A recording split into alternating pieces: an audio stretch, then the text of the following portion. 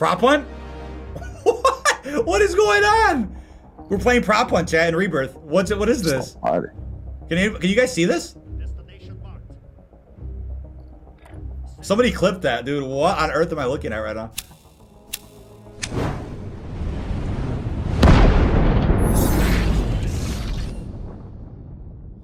What's going on, everybody? This is dkdynamite, and tonight we're going to be talking about the new events and Easter egg rewards in Rebirth Reinforced, the implications of the Black Ops story, as well as even more. Definitely stay tuned. But before we jump into that, be sure to hit that subscribe button down below, drop a like, and make sure your notifications on to stay up to date with everything going on in Cold War Year 2, Warzone, Modern Warfare 2, and any other future Call of Duty as well. Today it was confirmed that Vanguard's new arms race mode will be available for free, starting on March 30th through April the 13th. Now, this morning I did post a video going in depth about the new arms race mode, giving my review and talking about the 37-ish upcoming bundles you should be expecting in Vanguard and Warzone at some point in the next 30 days. That's what we propose right now. Now, also, thank you for the support on today's live stream, in which we got a live victory over in Rebirth Reinforced and managed to solve every Easter egg that is currently possible in this new iteration of Rebirth Island. Now, if you guys were there the whole time, you would know that Xfinity did go out for a good 10 minutes, so I appreciate everybody out there that stuck around for those technical difficulties. You guys know Xfinity, right? Every once in a while, especially on an important day like this,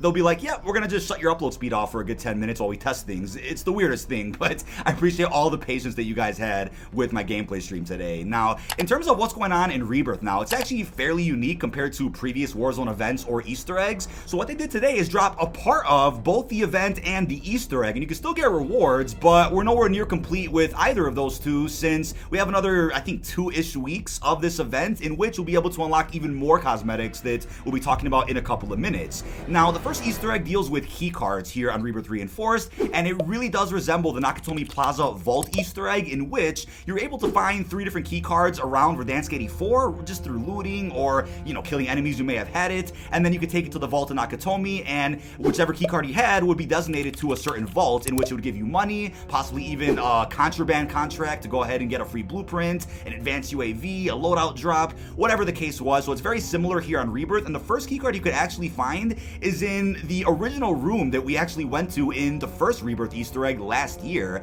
Funny enough, that was actually the last Easter egg we got for Warzone. So yeah, behind the big yellow door, there was of course the Milano blueprint known as the Red Room, and that door is now open. So if you walk in there, you will still see the Milano sitting there on the table. So in case you guys never got a chance to unlock that Milano blueprint, you can now do it very easily without doing anything. And right next to that is a keycard known as V-Core. So we'll talk more about the implications of that in a second, but what you could do with this is bring it over to the Stronghold area right here downstairs in this room and walk up to the vault that asks you for the Victor keycard, and once you do that, it'll give you a free loadout drop. So this is a crazy strategy, especially even on solo. If you manage to get this keycard without getting killed, then you can get a loadout really quickly within the first couple minutes of the match instead of waiting till later or racking up a bunch of money. And it's like Ecoli Espresso said over on our Bombshell podcast a couple weeks ago, I think the fact that Verdansk 84 didn't have a really lengthy Warzone quest is kind of criminal, considering how cool the Black Ops connection and lore was. I know we still got the red doors, and we also got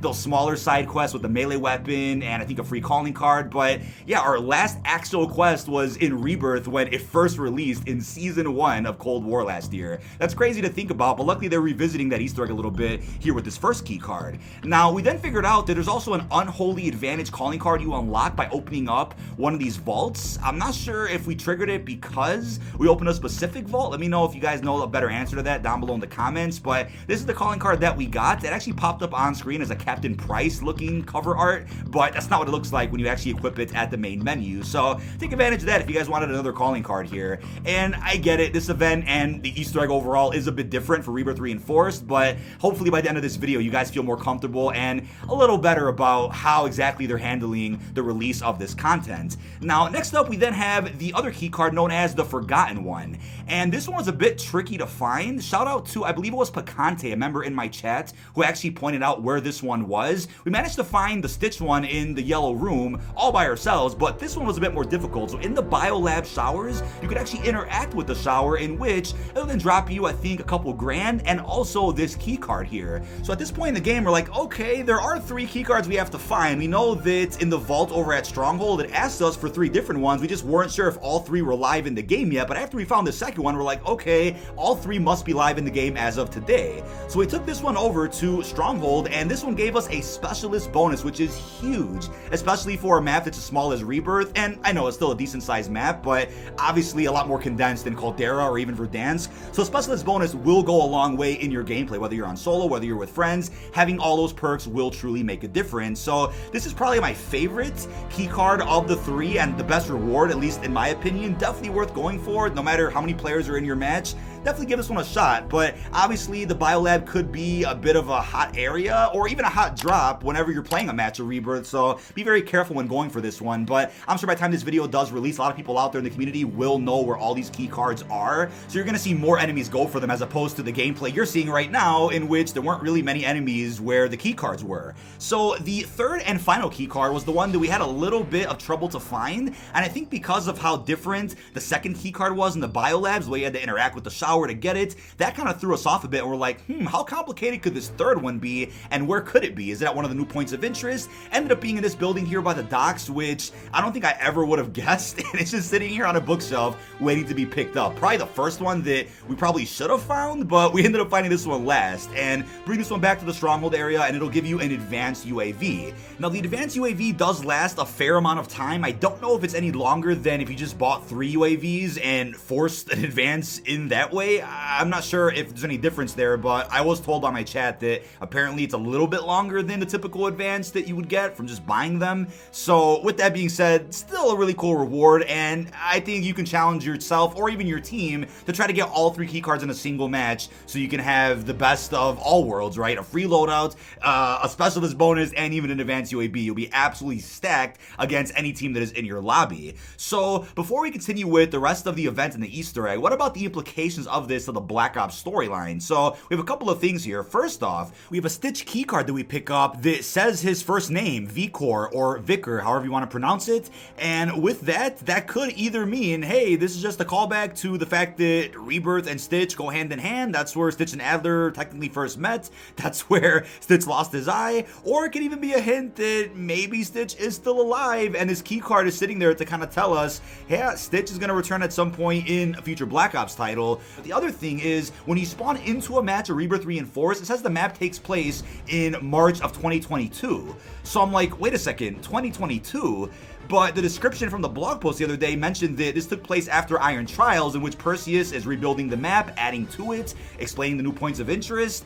But does that confirm that, yeah, Perseus survived long past the Cold War and was around even during what is close to the Black Ops 2 era, right, in the future when Menendez was taking over? So this could be one of our first major teasers for the storyline of Treyarch's next Black Ops game, in which we may get a follow-up to what happened after Black Ops 2 with David Mason, with Menendez, and then maybe even some type of tie-in with Perseus. So this is gonna go pretty far, at least from what I'm expecting, unless Warzone just isn't gonna be taken seriously or taken into consideration for future campaigns. This could be huge. Now, considering how large of a role Rebirth is playing in this mid-season update, it's leading me to believe that the Season 3 intro cutscene or a cutscene in the future will pick up where the last one left off, with Butcher narrating a story to Mason and his crew where he was telling them about the task forces he put together. Maybe there will be a cutscene at some point in which he explains to them just how Perseus has survived this long, which could provide some type of explanation as to why they also continue to survive as an organization well into 2022.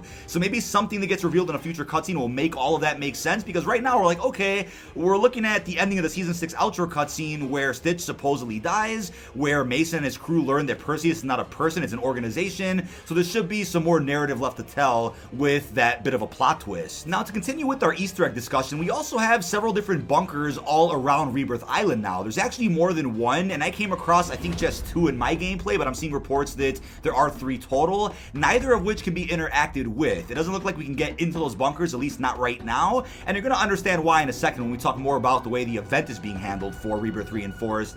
But I'm also aware there are bunkers on Caldera, which also haven't been opened, so you know, I'm okay with having these bunkers. I mean, it leads to some mystery, the suspense is high, we're all looking forward to what's in them, but it does get a bit repetitive when we also had bunkers like this over in Verdansk. Hopefully the rewards are really worth it, and I'm curious what kind of story implications they'll also have for what could be the storyline of Treyarch's next Black Ops game. Now, it doesn't look like the keycards we picked up today have anything to do with those bunkers at all, but if I had to guess what's in those bunkers, could be even other spicy goods such as a Juggernaut drop or some other crazy loot, tons of money, an exclusive blueprint that we don't know about yet. So lots of possibilities with exactly how that's going to work. But now when it comes to the Rebirth Reinforced event, dealing with the in-game challenges, this is where things may get a bit confusing, so bear with me here. So it says we are currently on week 1 of 3 of this event, but as of today, you can only complete just one of the 4 challenges available to us with this event. So the only challenge we can do today is to get 3 wipes in a match of solo Rebirth Resurgence. So out of the other modes coming to Rebirth Reinforced, like Blood Money Plunder and even Payload, only solo Resurgence was added as of today, so that is why you can only complete just one challenge. The other challenges require you to play those other LTMs, which aren't going to get added for another week and then 2 weeks, right? I guess we're getting 1 LTM per week. So I understand what they're doing here, but I have to admit, it is a bit crazy that we just can't complete the event yet, whereas in previous Warzone seasons, whenever they added an event, you could do everything in one day if you wanted to, and then get the blueprint unlock for that. But as you can see, the dinner plate blueprint that you can unlock by beating this event just won't be able to be earned until we're able to play the other LTMs, which aren't in the game yet. Now, aside from challenges 2 and 3 asking you to play LTMs, we have challenge 4 asking you to trade 30 legendary weapons in the weapon trading system over on Rebirth Island. But as you guys are aware, the trading system is not yet live in Rebirth because you have to complete the community challenge first. There are also 4 community challenges as a part of this event. The first one is to get 20 billion kills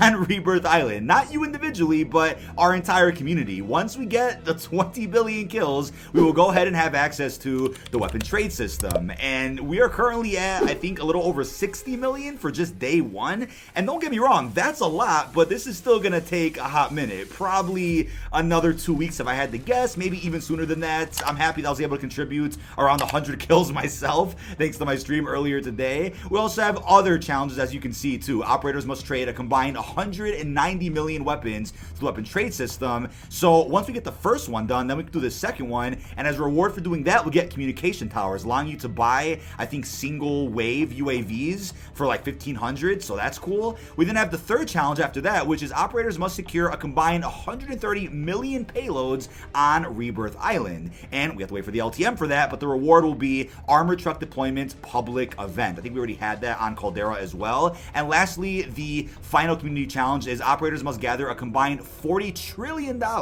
in blood money on Rebirth Island, and that'll be during the final week of the event. The unlock for that will be a golden vault mystery. So I believe that has to deal with the bunkers themselves. They're considered golden vaults, so we likely won't have those open until the ending of this event, as I already talked about earlier in the video. But honestly, the way I would have preferred this challenge system is today have a set of challenges that we can complete and then unlock dinner plate blueprint, and then also still have these community challenges, which will take us a couple of weeks. But instead, they kind of merge the two a little bit, as we talked about, but it's different. I appreciate that. I like the innovation, and I hope to see them improve on something like this again with Warzone 2 and any other future Battle Royale updates. Now, I am seeing reports that apparently if you get 25 Victory Royales in Rebirth Reinforced over the duration of this event, you will also unlock a special reward, which I believe is going to be that really cool riot shield we're seeing images of. I believe that's the reward for it. I could be mistaken. I'll keep you guys updated in a future video as to how this is going to work.